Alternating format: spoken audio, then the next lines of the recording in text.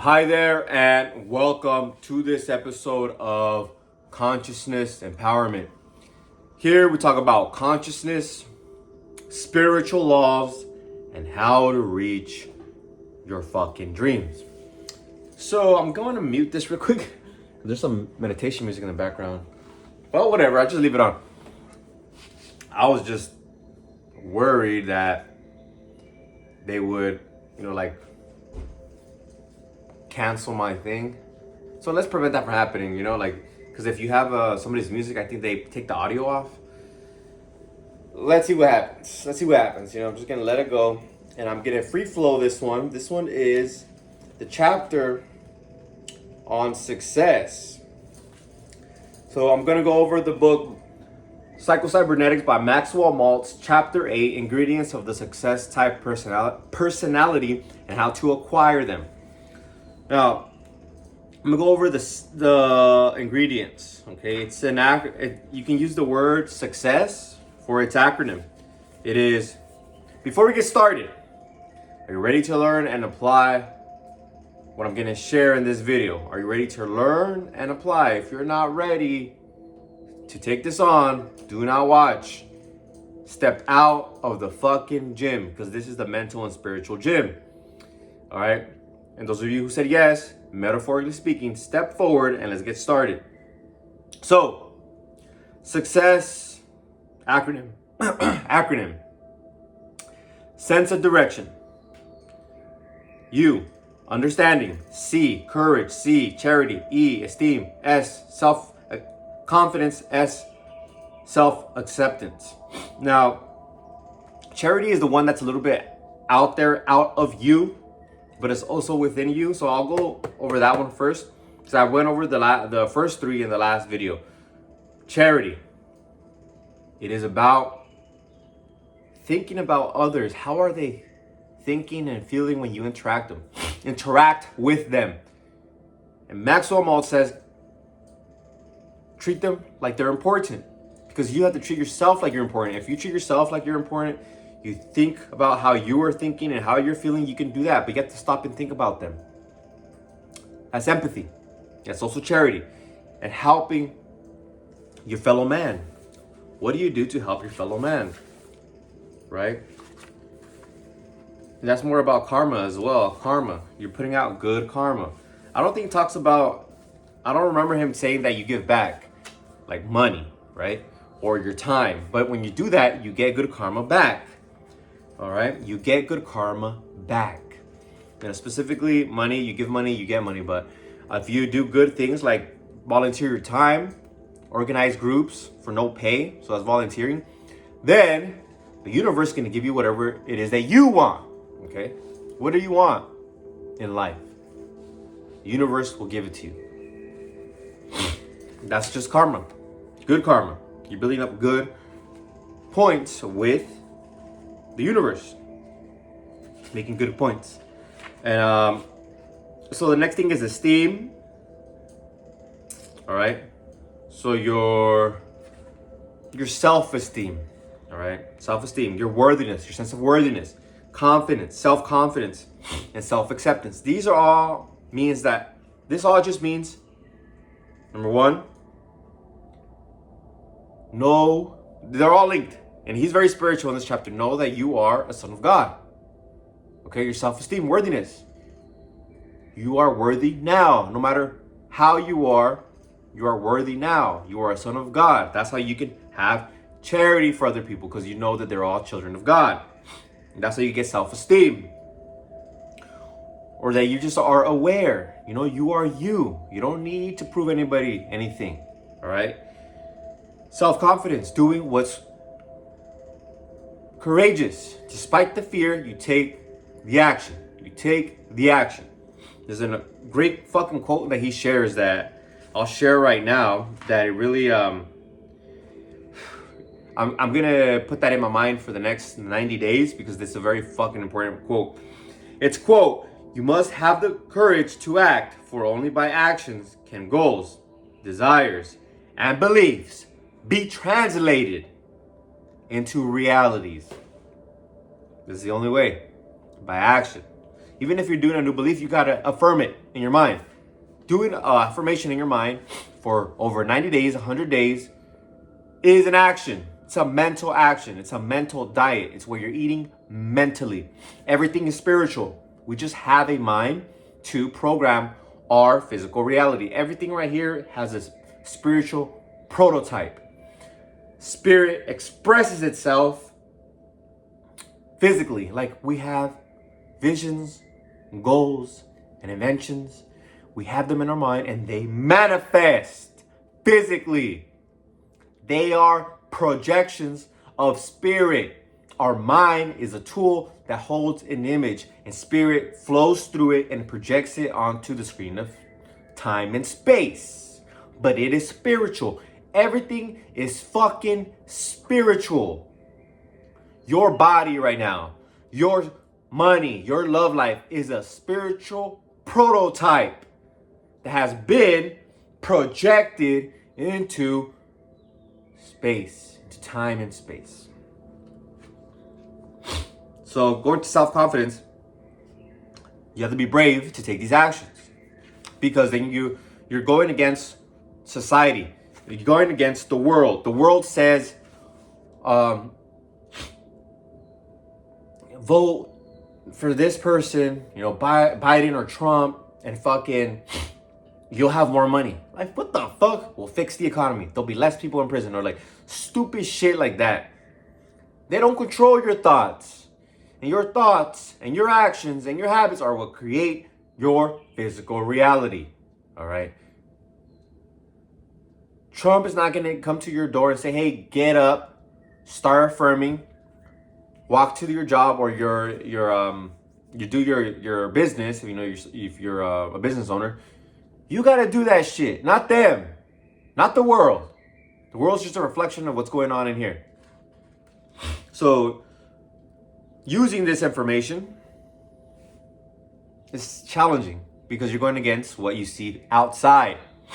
But that's why when I was incarcerated, I was able to create these new habits of, being a student and reading and studying. And I'm still doing it till this day, reading and studying and learning more of the things that I want to do. And I was acting like a student, writing summaries of books that I got a hold of, because I knew when I was going to college, I was going to write essays and things like that. I just knew it.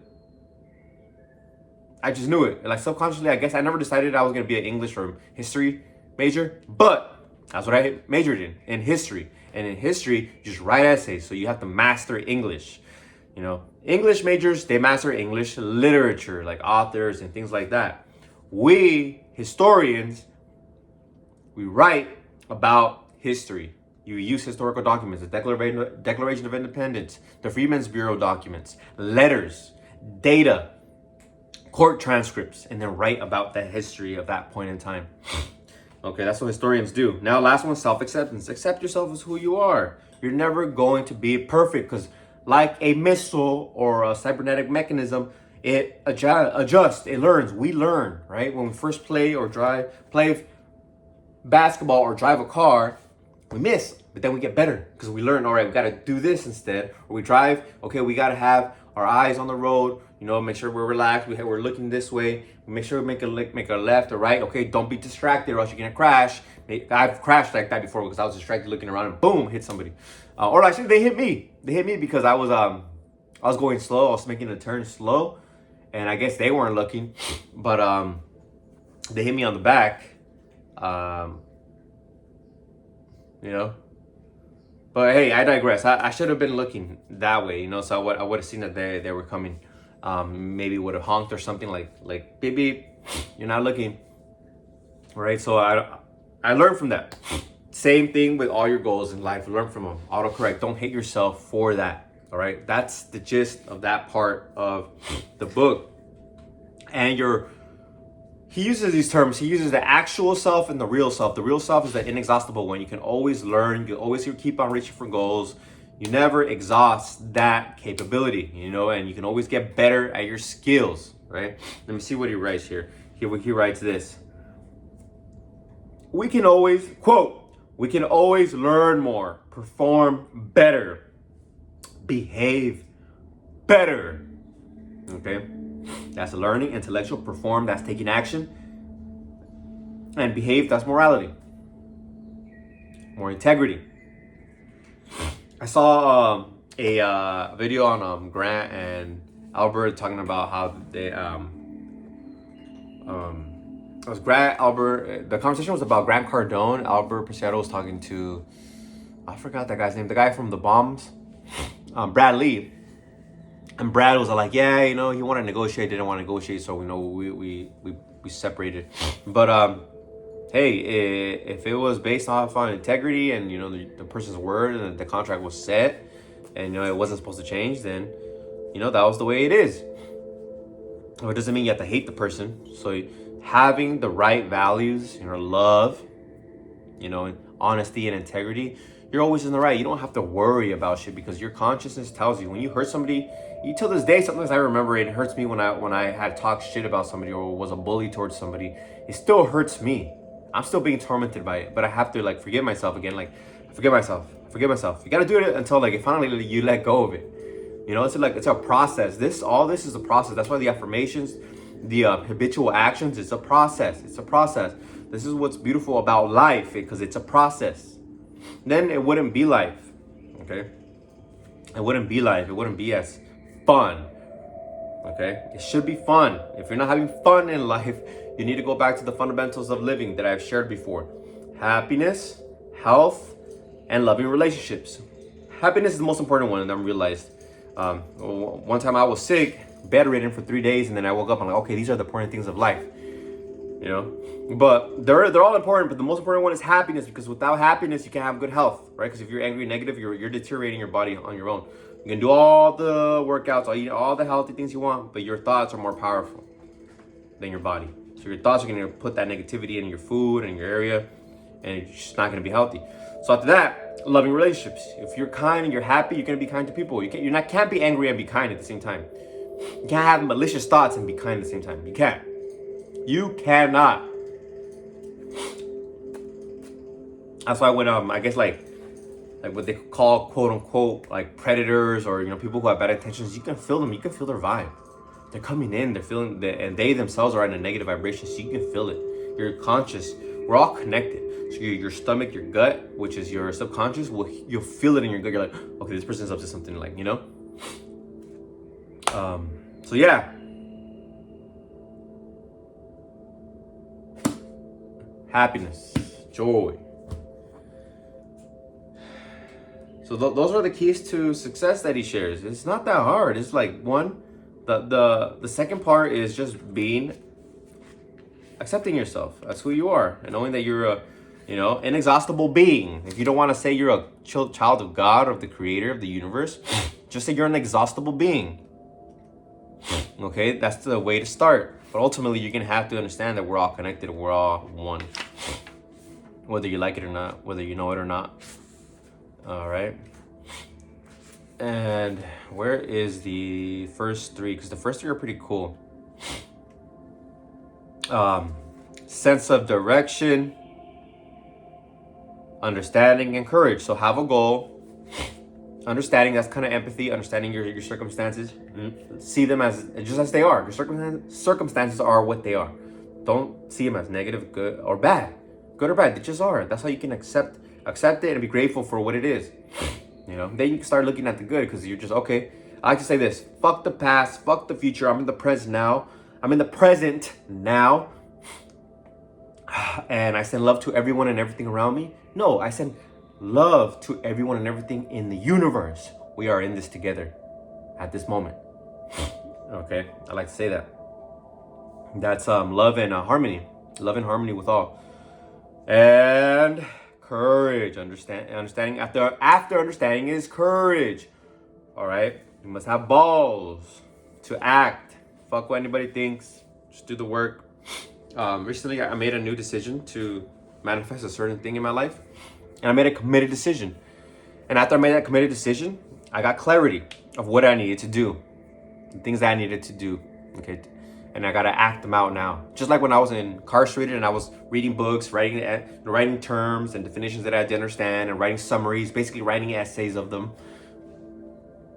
I got to do that. And then I'm going to be transported to that circumstance that I'm looking for. Okay. So I hope you like this chapter of psychocybernetics and this episode of conscious empowerment. If you like the video, make sure to like, comment, or subscribe. If you feel like it, hit the notifications to know when the next video will come out, if you feel like it. And until next time, share this with somebody that you love. I love you, no matter what. Peace.